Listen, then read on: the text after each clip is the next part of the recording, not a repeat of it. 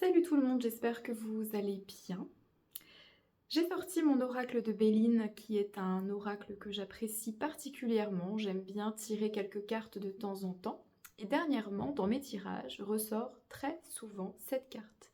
La carte des plaisirs. Les plaisirs. Et ça m'a inspiré ce petit partage aujourd'hui. Prendre plaisir, se faire plaisir, faire les choses pour le plaisir, do it just for fun, pour s'amuser. Je trouve que c'est un très beau leitmotiv en ce moment. Surtout pour les personnes qui ont tendance à toujours faire les choses par objectif, par volonté d'accomplissement, pour arriver d'un point A à un point B, dans une dynamique de réussite par exemple.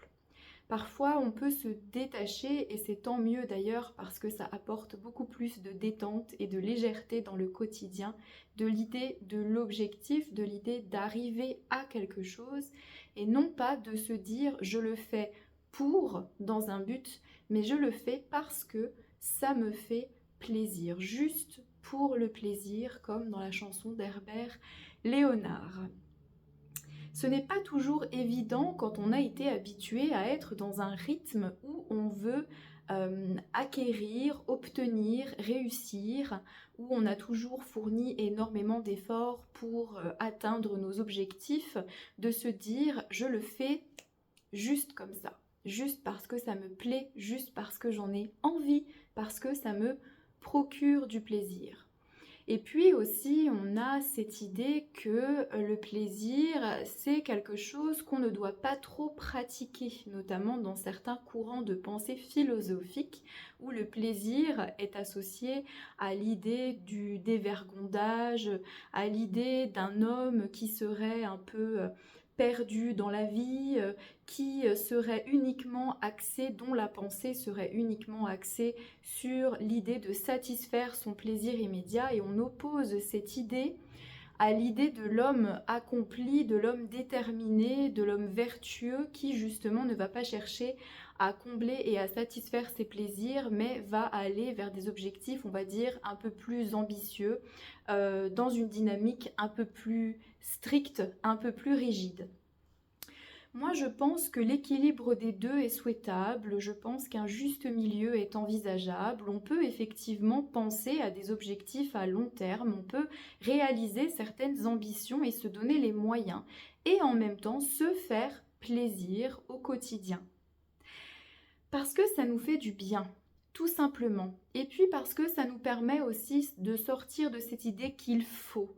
Il faut faire, il faut accomplir, il faut obtenir, il faut faire des efforts. C'est vrai que dans le quotidien, nous avons déjà suffisamment de charge mentale, nous avons déjà suffisamment d'objectifs à atteindre, de choses à réaliser. Alors est-ce que parfois, on ne pourrait pas se permettre un peu de fun, un peu d'amusement? Et puis le plaisir, ça nous ramène aussi inévitablement à l'enfance, voilà, à notre âme d'enfant qui est là, toujours à l'intérieur de nous, et puis qui sort un peu de cette dynamique adulte assez rigide, assez sérieuse, pour se dire je retrouve mon côté enfantin, où je me mets à faire des choses parce que ça me plaît, parce que ça m'amuse, parce que ça me fait plaisir. Et là, tout de suite, on entre en fait dans cette joie, voilà, dans cette légèreté. Tiens, je vais faire un gâteau parce que ça me fait plaisir, je vais faire un peu de sport parce que ça me fait plaisir, je vais regarder un film ou une série parce que ça me fait plaisir, je vais jouer à mon nouveau jeu vidéo parce que ça me fait plaisir, je t'ai fait ce cadeau parce que ça me fait plaisir. Et c'est plein de petites choses comme ça, d'activités au quotidien qu'on fait, sur lesquelles on pose le regard, qui nous font plaisir, un peu comme les enfants, qui font les choses non pas toujours dans un but ou dans l'idée d'obtenir quelque chose, d'acquérir quelque chose, mais qui les font parce qu'ils en ont envie, avec cette spontanéité aussi de l'enfant. Le plaisir, c'est quelque chose qui amène dans la vie une spontanéité. C'est quelque chose qui n'est pas calculé. On n'est pas toujours en train de se dire, tiens, je vais faire ça, pour ça, avec différentes étapes, et puis de planifier, de projeter. C'est vraiment, le plaisir nous ramène à l'instant, à profiter de l'instant, à profiter du moment.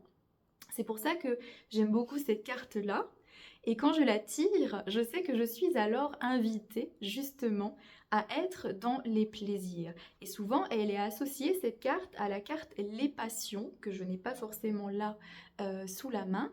Les passions, les plaisirs, voilà, ces choses qui nous rendent heureux, ces choses qui nous apportent un petit peu de légèreté, un petit peu de choses sympathiques dans la vie et desquelles on ne doit pas se priver, parce que je pense véritablement que quand on se prive de ce qui nous fait plaisir, eh bien alors on peut vivre dans une espèce de frustration éternelle, de groll intense, à se dire en fait qu'on ne fait pas ce qu'on aime, qu'on ne mange pas ce qu'on aime, qu'on ne profite pas vraiment parce qu'on est toujours en train de se restreindre. Donc là, on est à l'inverse de la restriction. On est sur le plaisir et on est sur le je m'autorise à me faire plaisir. Si dans votre vie, vous vous êtes beaucoup privé, que vous vous êtes beaucoup restreint, contenu, que vous n'avez pas encore ce truc de vous autoriser à vous faire plaisir, eh bien sachez que ça se travaille au quotidien et que c'est chaque fois que vous allez vous autoriser ce plaisir-là que ça va devenir comme une habitude que vous n'aviez pas avant. Et puis, il y a aussi les plaisirs coupables. Parfois, effectivement, hein, on s'autorise un petit quelque chose, notamment alimentaire, et puis un peu de sucre, un peu de fromage, surtout en cette période de fête. Et tout de suite, on a cette voix de la culpabilité qui nous rattrape et qui nous dit parfois... voilà, bon là, tu t'es un peu trop fait plaisir, attention, attention, attention.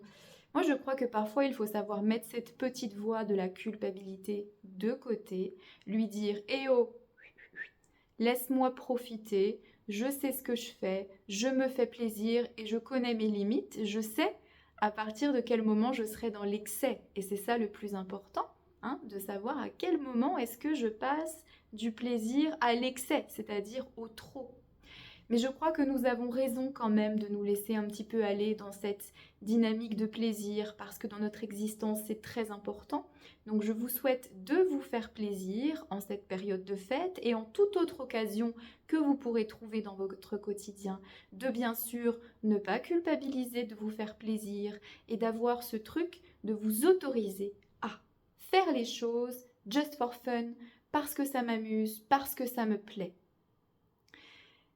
Petite anecdote pour terminer.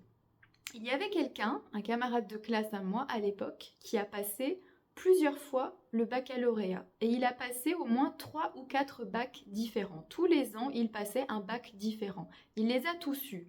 Je crois qu'il a eu le bac L, je crois qu'il a eu le bac S, je crois qu'il a eu le bac ES, et il me semble qu'il a même eu un bac hôtellerie-restauration.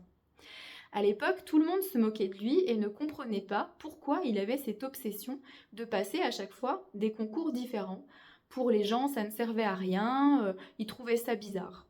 Et en fait, je pense qu'il le faisait parce qu'il en avait envie.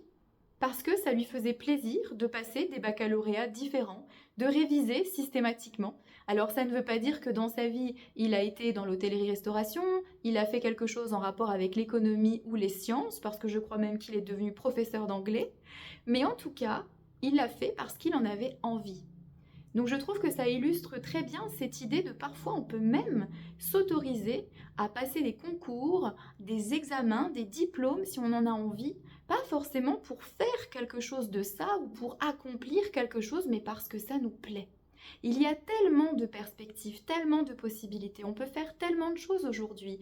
On peut reprendre ses études, on peut faire des formations, on peut se documenter, on peut apprendre, on peut faire des cours du soir. Pour les gens qui ont envie de se faire plaisir dans tous les domaines possibles, je trouve que c'est très simple, c'est très facile.